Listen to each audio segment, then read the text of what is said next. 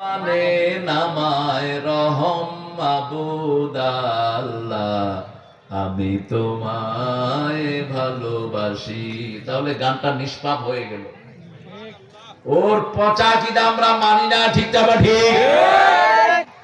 যখন আল্লাহ কোন কবি কবিতা লেখে প্রশংসা করে কার? আল্লাহ। এই লোকটা আল্লাহ ছিল না, সে কবিতা লিখেছে, ধন্য আমি তোমাকে বাসিয়াছি ভালো, মরিতে চাহি না সুন্দর ভুবনে।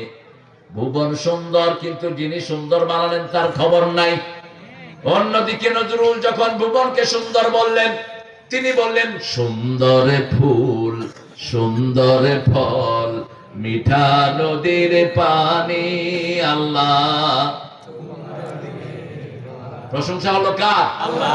ধরে বলেন, সুন্দর ফুল, সুন্দর ফল, মিঠা নদীর পানি।